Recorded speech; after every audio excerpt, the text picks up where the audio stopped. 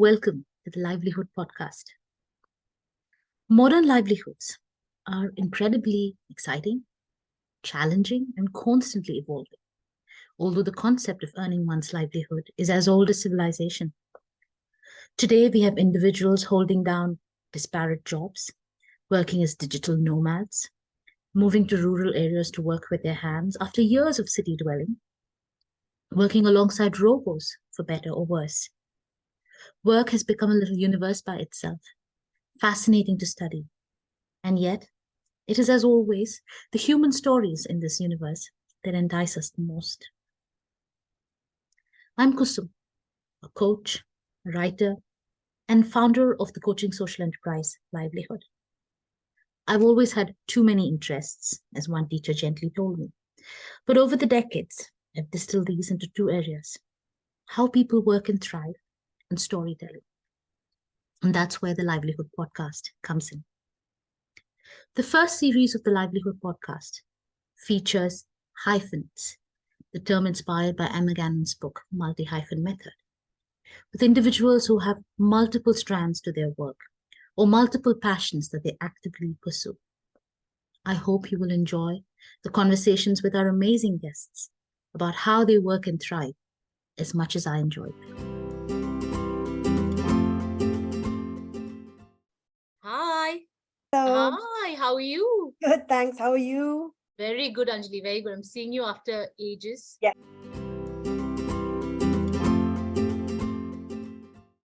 Hi. Really, really nice to meet you, Anjali, via the Livelyhood podcast. How are you today? Good, thank you. It's a pleasure to be here. Thanks for having me. So, Anjali Ramachandran is a director at Storythings, an audience strategy and content production company that works with clients like ADP, Pearson, Gates Foundation, Rockefeller Foundation, Tate, Museum of London, Shakespeare, Folger Library, and PBS. She was a co-founder of Ada's List, a global network for women in STEM with over 10,000 members, now a part of the US-based Tech Ladies community. She occasionally, when time allows, I love this, we'll come to this, writes the Other Valleys newsletter about creative and technology news in emerging markets. Previously, Anjali was head of innovation at PhD Media, a trustee of visual arts charity Photoworks, and on the advisory board of the Angel Academy, a group of angel investors who fund female entrepreneurs. She was one of BBC's 100 Women in 2014 and the Financial Times Inclusive Board's top BAME Tech Leaders in the UK in 2018. She's also a trustee at the technology not-for-profit Chayn, which provides trauma-informed support and resources to survivors of gender-based violence.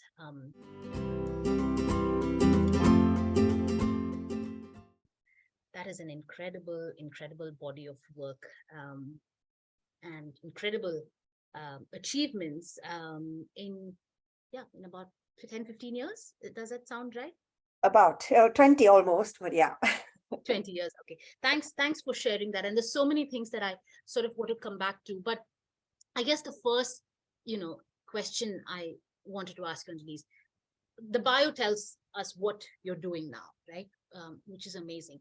But there's always the story behind how you came to be doing everything that you're doing now. And would love to hear in your own words how the story of your work, how it evolved, what you started with, how one thing led to another. I would love to say it was planned, but my career is one of those things that has just sort of emerged, like when you spot a mountain peak coming from the clouds and the clouds part. It's one of those things that have just emerged for me. In retrospect, it all makes sense. It didn't always be that. It wasn't always that way. I always knew I was interested in society and in people. I mean, my degree was in that. My master's was in social policy. And so I started off in development research of all things, actually. So very much academic, nonprofit. It was a project on the impact of globalization on small businesses in India. And then completely by coincidence, and I'm not even joking, because I met my then future boss in a restaurant of all places. I started my corporate career at Nike. And it was a great role that really got me up close and personal with the workings of one of the arguably best brands in the world. And I had an amazing time, flew all over the country and internationally for it, learned a lot. Then I moved countries to the US. I worked for a short period as, as a part of a film festival there, because film still is one of my interests. And I thought it would be great to use that time that I had, following the career, sort of a career break, to, get immersed in the mechanics of what goes into programming films, running them at a film festival, getting people together for an event, the large event, and so on. And then I moved to the UK quickly after, actually. And that's where my career in digital media began. Mhm. It was right around the time both Twitter and Facebook had just launched and was starting to grow. And I actually sort of credit Twitter in many ways. And I want to say at this point, RIP Twitter, because Elon Musk has taken it to places that not good, that are not good for the vast majority of people. But it did really help in moving my career along, because I met a lot of people at the time who were also getting into social media. And, England was a great place to be then, as was the US. And I was moving sort of from the US to the UK. So I started building that network of people. And I began a career here in digital product innovation and media, spent a few years with one company, then moved to a PhD where I was head of innovation. And now I co-run Storythings, which is, as I said, an audience strategy, sort of narrative strategy, audience research and content production studio that largely focuses on telling stories of social impact. So brands and organizations that are working to help people or do interesting things for people in some way. We call it format development. It's based off my colleagues' vast experience in the BBC and Channel 4, where when you produce TV shows, like even now Netflix and stuff, you settle into it for a whole series and you build on the story arc over time. Whereas most advertising, traditional advertising, is campaign led. It goes for a peak, goes down, you forget everything that you invested for a period of a few months. And so formats, as we like to think, help pull that arc along and actually let people invest their time in it. And we've got some great people that we work with now. So looking back, I feel I've sort of come full circle. There was the audience work that I did at the beginning, research, interviews on the ground in India. Then there was brand growth. Then there was digital innovation, and now it's storytelling from an audience perspective again with that social impact lens. But that pattern was never clear to me when I was going through it. And of course, I always had side projects, and I think they're a large part of who I am today. Very early on, I used to run a couple of wikis, which became quite popular, and one of them was suddenly covered in the media. I think it was Read Write Web. It was a wiki about crowdsourcing, when crowdsourcing was taking off, again, around the time that Twitter and Facebook and social media started becoming popular. And then, of course, I co-founded Ada's List, which is, it has so many women, started off really small, a couple of dozen women, and started off as an email list. And then it grew. We had to migrate to a different tech platform, and purely by word of mouth, we got people joining from all over the world. And it was, we had a clear ethos to it. It was about empowering the individual, so in their careers, to stand up for themselves, then empowering them to the point that they're able to represent a group of people. Finally, if they work themselves up to that point in the career ladder, they could then lobby on behalf of other people like them in the industry and change policy. And then that is a huge part. We're quite activist mindset was there. There was an activist mindset. And the newsletter is there. And as I said, it's not, I don't write as frequently as I do. But again, that was also picked up once I started it. There were no publications like some of the good ones now, Rest of World, for example, Quartz, QZ.com. Lots of them have much more international coverage now. And when I started it, that wasn't there. So I like to think I was one of the early ones when it came to newsletter coverage on that. And then, I've been on pro bono boards for, almost 10 years now. And that's been a large part of my work as well, working with charities, working with small organizations that, need that outside lens and outside viewpoint. So yes, that's everything that I've done, mostly everything I can remember at least. And it's been quite a, very varied career. Yeah. Yeah. And what strikes me, so first of all, there's two things. One is obviously some of the ideas I think were way ahead of their time, right? In terms of both Ada's List, but also other values. I've been reading the newsletter over the years. One thing, of course, that strikes me is that some of these ideas, probably the reason why they gained so much momentum is because they will be before their time. But what also strikes me is that yes, in a sense, there are many things that you're doing, but they're all sort of interrelated as well. So the big, broad themes of communication, technology, storytelling, um, and emerging markets. So that's all sort of, there's all these little bits are there. And maybe community building as well, right? Which I think ADA's list is about. But I also realized that you don't have to do all of these things, right? Many of us are quite content with doing one job, sort of X amount of time, and then sort of getting on with our lives. But you've actually made a conscious choice to do all these different things alongside a full-time job or maybe part-time work. So I guess one question I had was, what is the motivation to do different elements? Is it your personality in terms of you want to do a couple of multiple things and also sort of interrelated, but also separate? Or did you feel that actually these complemented each other? I'm just curious. Yeah, it was always alongside full-time work. So which did make it harder very often. What motivated me, I think, is just, yes, it is, I think, very much part of my personality. It is very much the kind of thing I've always liked doing. Like even at university, I would do multiple activities because I felt that I needed to try everything that was on offer, or as much as I could. And after that, in my working life, I always kept myself open to trying new experiences, to meeting new people, partnerships, especially when it came to things like ADA's lists and stuff, when we had a lot of inbound interest in other people working with us to do different events and so on. I think, yes, curiosity is a big part of my personality, and that has led me down these different paths. Then there is, I think, tenacity, really. So very often you go down a route and it looks like it's not going anywhere, but I have this sense for just keeping on, as the phrase goes, so just to see where it would go and see whether it was worth pursuing or not. And sometimes it wasn't, but sometimes it was, and you wouldn't know till you put that effort in. So I think that's another part of sort of my personality. So curiosity, tenacity, and then just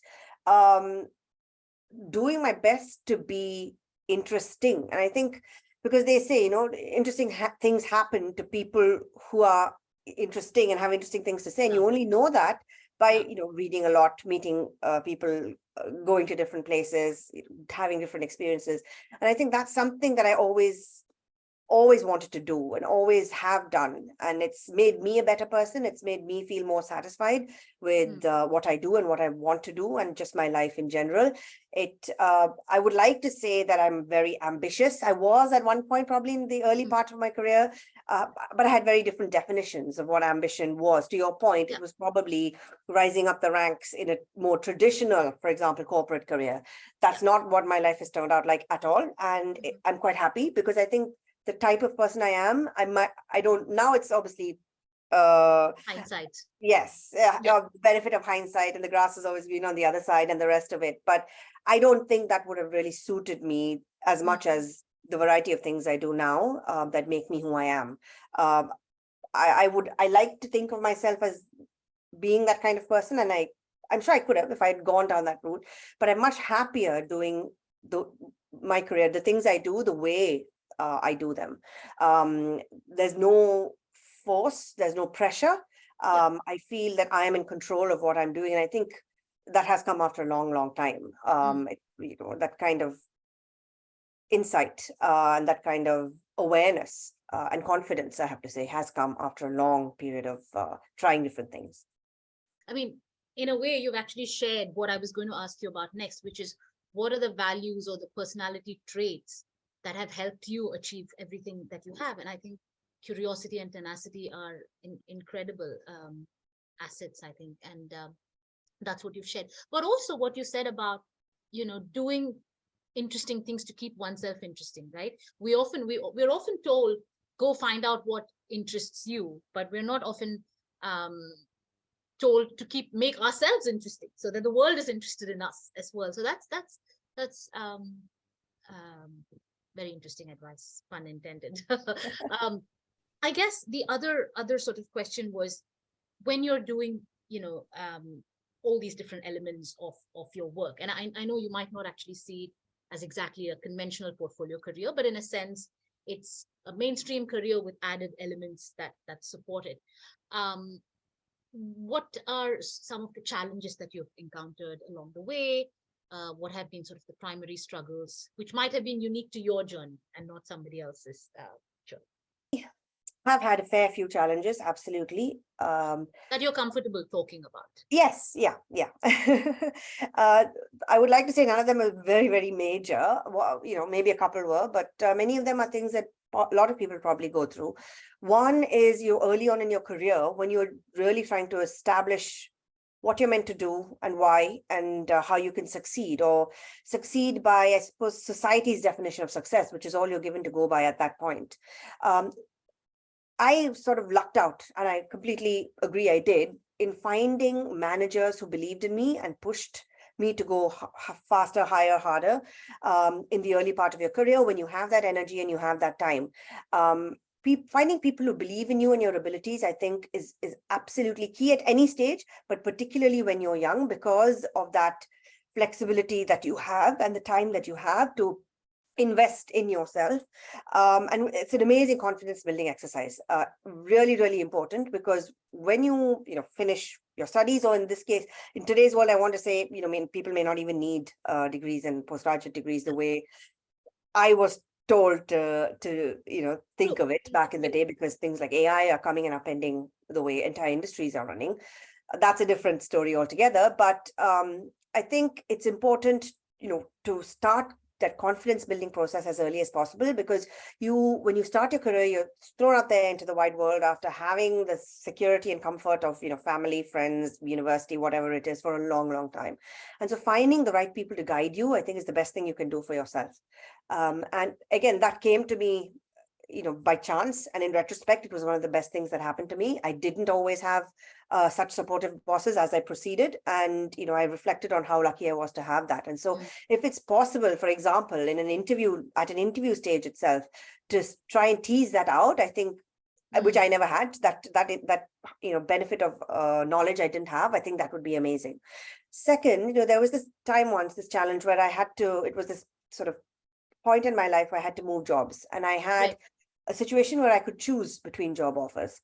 I took the one that paid more money. It was a simple decision for me. But the second choice was actually contingent on me disclosing my salary. And so what they did was they pegged the offer that they made to my old salary, where I was already not being paid enough. And they admitted that, actually. And so that was unfair. It is seen as bad practice now, actually. It's illegal in places like New York City, actually, since 2021 or 22. It's illegal to ask people to disclose their salaries. And even in the UK, that's becoming a movement now. At Ada's list, it was one of the principles that we operated with, which was not to advocate or share jobs that didn't disclose their salary, because it really affects things like the gender pay gap. It affects the pay gap for people of color in general. And it's, again, all this advice and all this, it came at a time where awareness also, many years actually. So when I went through this experience, it was much before all this started happening. But I wasn't confident enough to push back. I didn't, but right now you can be conscious. You have the awareness. These things are happening. There are laws, there are rules in place. There are principles now that I want to say, having observed many, many companies advertise their jobs now, I want to say 80-90% of them do now disclose, and for a reason, because this is just the done thing. So don't inadvertently disadvantage yourself in the long term by just accepting what's given to you, if you're able to. Now, this is, again, it's a privilege. It's not everybody can do this. When you have to take a job, you have to take a job, no questions asked. But in general, after a certain age, after a certain point in your career, the truth is that your salary will slowly decrease the older you get towards the end of it, unless you're obviously a CEO of a multinational or something like that. That's not the vast majority of us. So don't set yourself up for failure by starting from the lower end of the ladder, when you have the chance to start mid at the midpoint of the ladder and then climb up. I think that's something that was a challenge, just understanding and being aware of that. A third was just learning different skills. So at Storythings, for example, I've had to learn business development. I've had to learn people management, company growth in different ways that I had been used to earlier. And I wasn't exposed to most of them before. It is pushing me out of my comfort zone, but that's what people say, isn't it? Like when you're uncomfortable in terms of learning and growth, that is when you grow. So I'm getting comfortable with that. And then I think one of the biggest challenges for me has been understanding my values and who I am as a person. And it's an ongoing process. Because of my work with Ada's List, with Angel Academy, at Storythings, on some projects that have a very strong DEI focus. We produced a podcast and a platform called Nevertheless a few years ago for Pearson, where we spoke to people, women especially in STEM, and we produced a set of posters that were immensely popular across the world, over 1 million downloads, because we made it available for free through Creative Commons. I've worked, done consultancy with organizations like the Wellcome Trust on their DEI as well, principles. I'm a very sort of young angel investor working with underrepresented founders. I like to think that I have a fairly good understanding of diversity, equity, inclusion, intersectionality, all these core issues that are rocking the world today in many different ways, especially since, since the murders of Stephen Lawrence and lots of people in the US specifically. And yet I know that my understanding of things like anti-racism, decolonialism, all that, the work to make people confront their inherent biases, the way that choices they make, which they may not reflect and think on, have the power to change entire nations and generations. For example, the pulling back of Roe versus Wade in the US, right? That might not have happened, arguably, if Hillary Clinton was elected versus Trump. And there are lots of women who voted to elect Trump. I just want to say something because it's so fresh in my memory here, which is last week I attended the screening of a documentary film called Deconstructing Karen. Right. And it's about how white women are complicit in a lot of the racism that happens in the world. And it's by Sarah Rao and Regina Jackson, and they've written a book about it as well. And it really left me reflecting on my own biases that I have as a virtue of my upbringing, right? Now, I'm not blaming anyone, least of all my parents. They are the most amazing parents in the world. But each of us, by virtue of where we are, how we're brought up, where we live, the experiences that we have, we do have certain biases ingrained in us. And it takes a lot of self-awareness to, turn that lens around and look at yourself, as opposed to always looking at what is going on outside. We always look at the news, or we read the news, we see what's happening in the US, we see what's happening in India, where there is also a huge problem, where we come from, and many parts of the world, but we don't often sit and think about how we might or might not be complicit in perpetuating these systems that require heavy duty to change.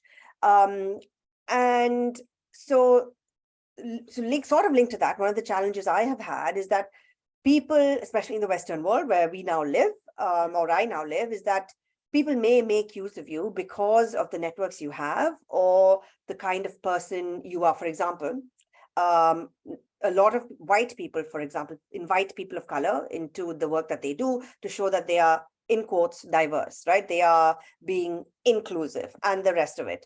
And that, to them, may not be obvious, but to lots of others, increasingly to people like me, is quite obvious, right? And coming from certain cultures where you are taught not to push back, to be nice, which is one of the themes of Deconstructing Karen as well. Lots of white women don't push back because they don't want to be seen as not nice. Even for me, I was taught to be not to rock the boat too much, right? I was naive in certain situations. I was not strong. I was not self-aware enough to push back and say, this is not right. This is wrong. You're doing this wrong. The process for this is wrong. You can't co-opt me into the things that you're doing. And so my answer there would be to take the time to talk to people who you trust, who might be able to give you some perspective and help you find your comfort level, so that you can know where to push back and you can know where to say, this is my boundary and no further, right? I think people now know, and I think know that that's okay. They're more accepting of it. And especially in areas where there is an undue benefit to a group of people, for example. pushing back is always uncomfortable, but I think that is what we need. We need people to be uncomfortable. We need people to say, you're right, I shouldn't do this. So far and no further. Yes, so those are some of the challenges I want to say. No, thank you for sharing that. And, apart from the skills similarity in so many things that you do and the theme of communication, what I was struck also is the values that govern a lot of what you do, right? Whether it's your work as a supporter of Chayn, or whether it's your work about emerging markets. I think there's a huge bit of values. But going back to, what you shared and some of our compliance as women, I'll be honest, the first time I saw critical thinking, right, as something to be appreciated, something to be evaluated positively, was on my daughter's, sort of end of the year report or whatever it was. I was never like, I think we're a generation of individuals who were never even sort of lauded for critical thinking at an early stage in life. And I think it's incredible that today that's actually a value, it's an asset. It just makes you wonder, though, what else are we not aware of, right? That's going on around us. And we can't even say that, let's wait for the generation to pick up, because all the problems are real. And I think we have to do as much as we can.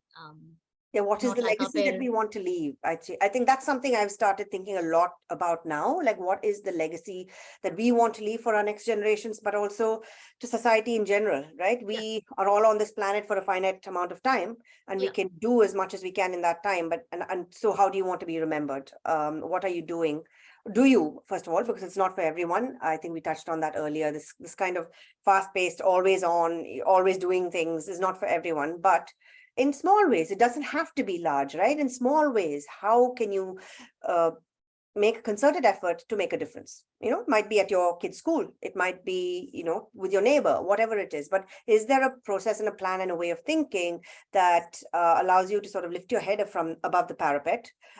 Because there's a lot going on, right? We're both parents, Kusum, you and I, and it's just, yeah. I've spoken to so many parents in the last week or so where it's the struggle, really. It's an absolute struggle that not a lot of people warn you about when you have Yes, young kids, but yes, it's harder and harder for me, at least, to find time to do things intentionally and within, intentfully, with my full self, showing up with my full self. And that's just part of it. I think is juggling priorities and juggling values, juggling your needs, like mental health needs, for example, when you're running, a business, or you're on boards, have a family, you still want to take care of your interests and maybe once in a while listen to some music or watch a movie or whatever. yeah. It's a constant struggle. And I think the best thing is for people to really understand that there is, like, constantly keeping juggling balls in the air is not possible. At some point, one of them will drop. So, yeah. Absolutely. It's like, that book, What to Expect When You're Expecting. There should be a whole chapter on time management in that, which Yeah. is not there. Everything else is covered, but the whole, how are you going to live the rest of your life, right? Juggling all these balls. Actually, one question that I just want to sort of come back to, which is, you said, there were these new things that came your way and you didn't always know if that was right for you, but you just kind of went ahead and embraced it. Were there sometimes areas or functional skills that you sort of got a whiff of and you realized, well, actually, no, that's not for me, and I'm not going to do that? Were there things that you walked away from? I mean, I think being able to walk away from something is a huge privilege in this day and age, because finances and funds definitely come into it, right? So you can afford to walk away from something when you have the security of a financial blanket behind you, or you have the security of, a family who will back you up, and Yeah. that doesn't apply to everyone. Yeah. I have, when I walked away, we've walked away from business, from work, like at Storythings, when the ethical values of a company haven't matched ours. There have been multiple instances. We have an ethics sort of checklist.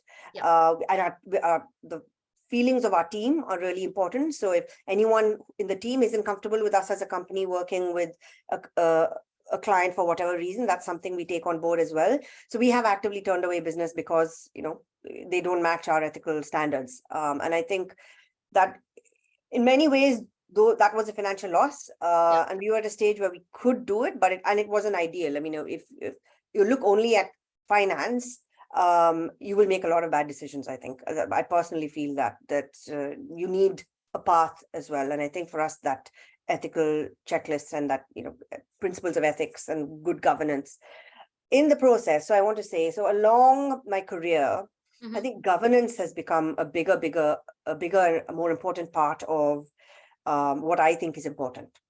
With Ada's list, I struggled a lot because it was very hard as the organization grew to grow it in a way that made sense for everyone involved, right? Because it was a voluntary thing that then wasn't. And so there were a lot of things that we needed to think about and that we had to put in place. And being a part of boards, when you're a charity trustee, for example, you're on the line for what happens in the charity. When you run a company, you're on the line, right? With Companies House, with Charities Commission, whoever, all these regulatory bodies. And I think through my work, Storythings, for example, has just applied to be a B Corp. And it's a large and long and laborious process, and even the just getting us up to application stage was over a year, honestly, and it required a lot of people's thinking at the same time as you are also trying to grow the business and grow the team and attend events and the rest of it. So and certification is a while off yet, but we did it because we felt that it would make us a better company. We feel that it will make us a better company. ESG, sustainability, governance, DEI, all these things are becoming more important to me as an individual, as a person.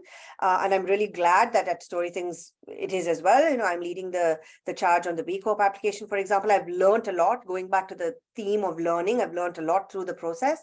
And I realized that in many, many cases, it is just badly run organizations that often create collateral damage in many cases. So some of it may not be conscious. Some of it may just be unconscious collateral damage, but it is damage nonetheless. Some of it is probably known damage, right? And I think that is the worst thing you can do as someone who is who has authority, who has power, who has awareness and education.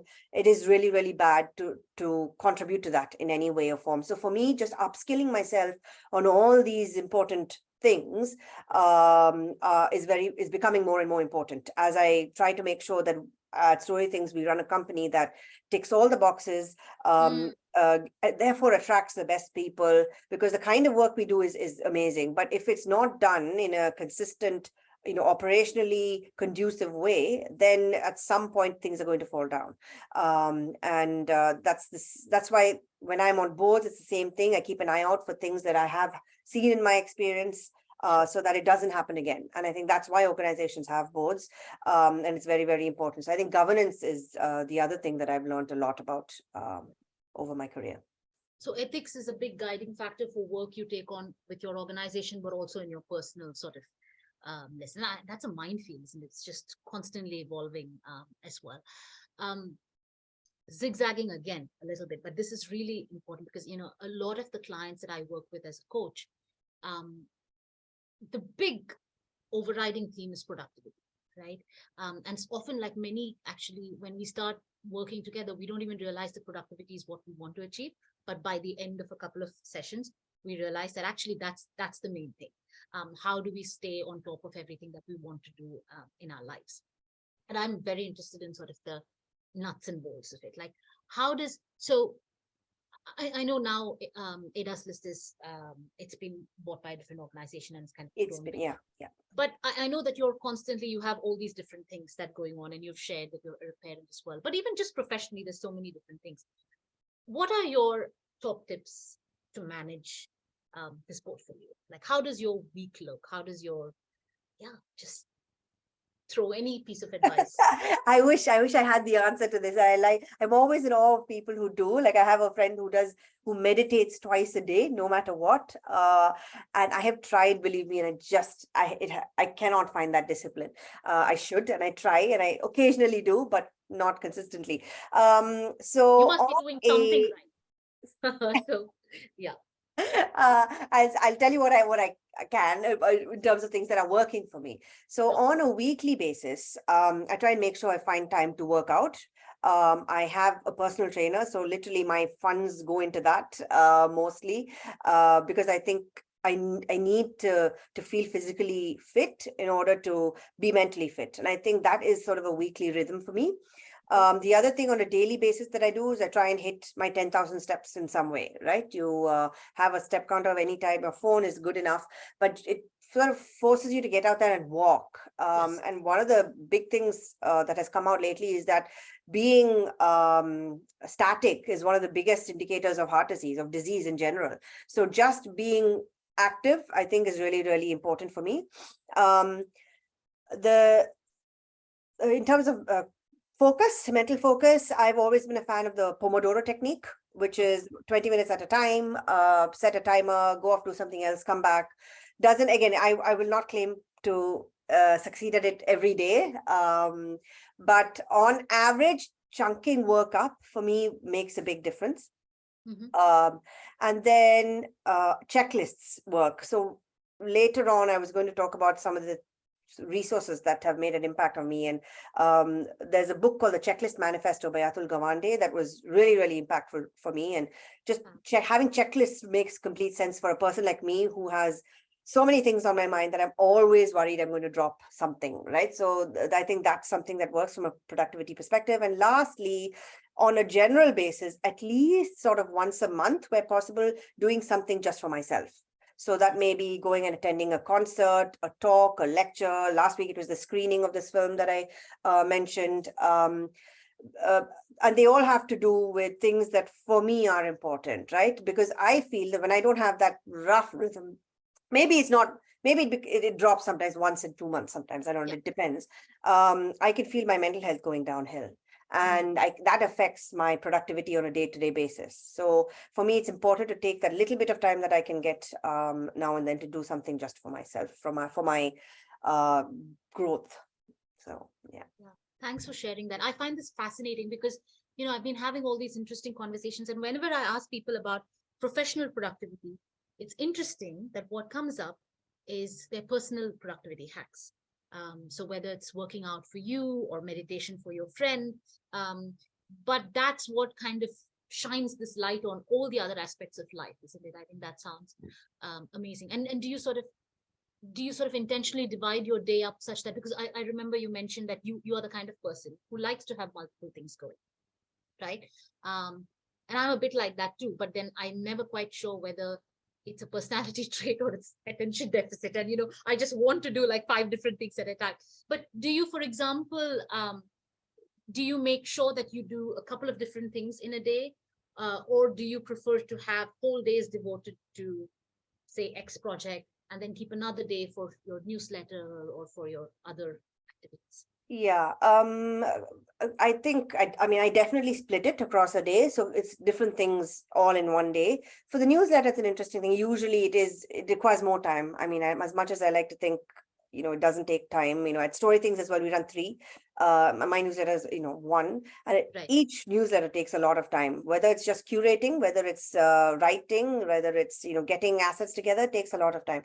So usually I need to set aside at least a few hours for the newsletter, which is why it's less and less frequent now. Anyone with kids will attest to that, young kids especially, the need for time. But otherwise, through a day, I split my time up on different projects. That way I feel I have more control, because sometimes it doesn't work for me, just focusing on one project for an entire day. For a lot of people it does, and that's great. But for me, I think I need to chunk up my day such that I know I've touched on 2 or 3 different things in the same day, so that I feel I've given what I can or what I want to the multiple things that I want to, so to speak. I think it requires a lot of focus, and I'm always in awe of authors, writers who can focus on one topic for months and years at a time. I haven't got there yet. But it's also, I think, what makes the blurb about your technology-based newsletter so human, which is that I love this, but I'm going to do it when I have the time. It's super interesting. And you mentioned books, and what we will do is, make a list of all the resources that you share and just put it in the bio on the podcast, so everyone has access to that information. Any other resources, anything else that you want to share that has helped you, or even like a practice or books or anything else that has helped you along the way, a community?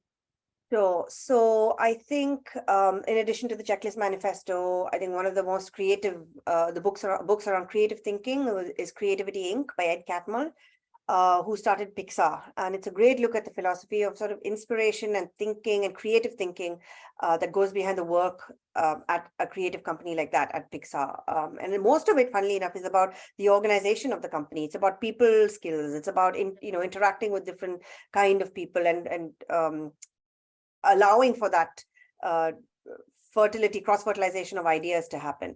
Another one which is really good is Poles Apart, which is a book about polarization and thinking, well, the divides that we have in society these days. And it's written by one of my friends, Ali Goldsworthy.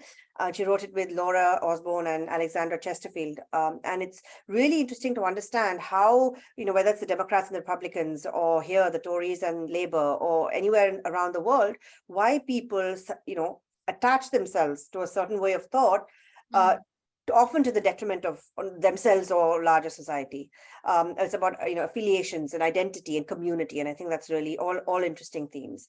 And then one of my favorite authors is Chimamanda Ngozi Adichie, and her TED Talk, The Danger of a Single Story, is really, really interesting as someone who works with stories and comms on a regular basis.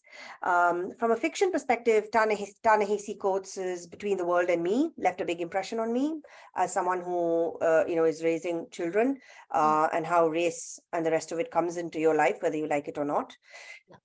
Resources. I would like to point everyone to the Ada's List agenda, which I co-wrote with with the team, actually, volunteers and co-founders, which talks about what I mentioned earlier, which is how do you strengthen yourself as an individual, then as a group, and then lobby on behalf of an entire industry to change things, policies for the better. The business model canvas. So Alexander Osterwalder, who runs Strategizer, has these templates on how to create or get good ideas up and running, good businesses up and running. So the business model canvas is a tool we use a lot. There's a value proposition canvas that he does as well, and I'll share links to all these. That'd be amazing. And then at Ada's List, we used to run a lot of conferences, and we worked with people also who ran a lot of conferences when we promoted them or we spoke at them. And one of the biggest things, the most important things to come out in recent years is a conference code of conduct. The Ada Initiative, which is a sort of a different organization in the tech space, came up with guidelines for anyone, companies, brands, whoever, who wants to run a conference that is really inclusive, that pays attention to different people's needs and ways of working and just the personalities. And the conference code of conduct is for me made a big difference when I read it, and we first implemented it at Ada's List. Then the governance code of conduct by the Institute of Directors. I think it is for unlisted companies, but it's for EU companies as well. As I said, governance is a big theme for me, and so just going through that, I keep going back to it to remind myself of things I need to constantly be aware of. And last but not least, I'm no big fan of Jeff Bezos at all, but I think, so Amazon has this policy that before any meeting, the person who runs the meeting has to write a 6-page memo and give it to everyone who's attending the meeting, and they have to read it for the first 5 or 10 minutes before the meeting can start. So everyone is on the same page. Everyone knows what the meeting is for. They have an interesting thing they do called the reverse press release or something like that, where they ask the owner of the meeting, what do you want to happen as a result of this? Say 5 years from now, people are talking about it, or 1 or 2 years from now, it's in the news. What is being said about this thing that you're working on? So I think those are really interesting exercises in general when you're running meetings, which is the bane of most companies. Obviously, you have places like Shopify and now, which has apparently called for all meetings to be completely taken off the agenda in the company, which is again very great. But for companies that do run meetings, the vast majority, I would think, something like this to bring it to focus is, I think these are really interesting tools. Yeah. On an evil note, I'm sure someone, just like someone wrote Death by Meeting, someone will come up with a clever title, Death by Memos, and then they will come up with a different alternative to this. But no, I think it sounds like an amazing way to sort of be more productive, I think. And when do you read, Anjali? When do you have, like, you read every day? I Or wish I had the time. I mean, it's no, I don't read every day. I read far less than I used to. Especially since having kids who I love, but they are a time suck. I mostly read on commutes. I listen to podcasts where possible. Again, I used to listen to a lot more. I mean, COVID was an interesting thing, right? It changed so much for a lot of people because commutes cut down completely. As a result of which, I will admit, my podcast listening also has cut down a lot. But and you host your own as well, right? You host your own podcast as well. No, I don't. No, You don't, not we produce podcasts for different clients at Storythings, but I don't host any. No. So yes, so just at the end of the day, when I get some energy and time, I try to. It's much less than I do. That I want to read. But yeah, I was just curious. You've shared so many different tips, and I think a lot of it, will be so helpful to those who are contemplating careers similar to yours. But a lot of it, I think, is just applicable to, anyone who's listening and who just wants to do more interesting things in their lives and want to make themselves interesting.